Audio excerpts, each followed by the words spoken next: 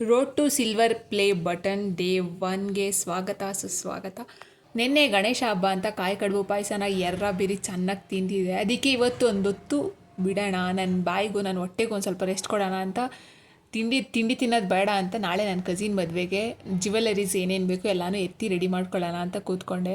ಈ ಹೆಣ್ಮಕ್ಳಿಗೆ ಈ ಜ್ಯುವೆಲರಿ ಸೆಟ್ ಮಾಡೋದು, ಅದೇ ಬಟ್ಟೆಗೆ ಅದೇ ಮ್ಯಾಚಿಂಗ್ ಜ್ಯುವೆಲರಿ ಸೆಟ್ ಮಾಡೋದು ಎಷ್ಟು ಕಷ್ಟ ಗೊತ್ತಾ? ಯಾರಿಗೆ ಹೇಳೋಣ?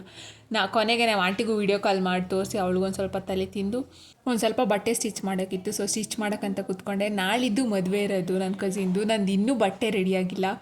ಅದ್ರಲ್ಲಿ ಬೇರೆ ಇರಲಾರ್ದೆ ಇರುವೆ ಬಿಟ್ಕೊಂಡಂಗೆ ನಮ್ಮ ಅಮ್ಮಂಗೆ ಬೇರೆ ಚಾಲೆಂಜ್ ಮಾಡಿದ್ದೀನಿ.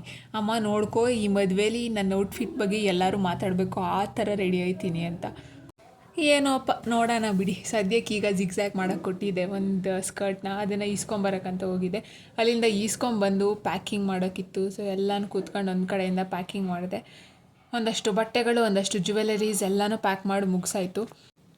ಈಗ ನಾನೊಂದು ಆ್ಯಕ್ಟ್ ಹೇಳ್ಕೊಡ್ತೀನಿ ನೋಡಿ. ಈ ಬ್ಯಾಗ್ಗೆ ಹ್ಯಾಂಡಲ್ ಇರಲಿಲ್ಲ, ಸೊ ನನ್ನ ಹತ್ರ ಒಂದು ವೇಸ್ಟ್ ಬೆಲ್ಟ್ ಇತ್ತು. ಸೊ ಅದನ್ನೇ ತೆಗೆದು ಹಾಕ್ಬಿಟ್ಟು ಈ ಥರ ಮಾಡಿದೆ ನೋಡಿ. ಹೆಂಗೆ ಪರ್ಫೆಕ್ಟಾಗಿ ಬಂತು ಗೊತ್ತಾ? ಈಗ ಅದಕ್ಕೆ ಹ್ಯಾಂಡ್ಲೇ ಇರಲಿಲ್ಲ ಅನ್ನೋ ಫೀಲೇ ಇಲ್ಲ.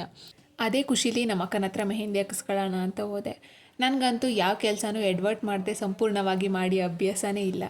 ಆವಾಗ ಗೋಜಿಸ್ಕೊತಾ ಇದ್ದೆ. ನಮ್ಮ ಅಕ್ಕನ ಸರಿ ಮಾಡ್ತಾಯಿದ್ಲು. ಸತತವಾಗಿ 2 ಅವರ್ ಕೂತ್ಕೊಂಡು ನಮ್ಮ ಅಕ್ಕ ಮೆಹಂದಿ ಹಾಕ್ಕೊಟ್ಟಿದ್ದು. ಸೊ ಇವತ್ತಿಗೆ ಇಷ್ಟೇ ಕತೆ. ಮತ್ತೆ ಸಿಗ್ತೀನಿ ನಾಳೆ ಡೇ 2 ಜೊತೆ. ಅಲ್ಲಿವರೆಗೂ miss my till next video. ಜೈ ಮೋದಕೋಲ.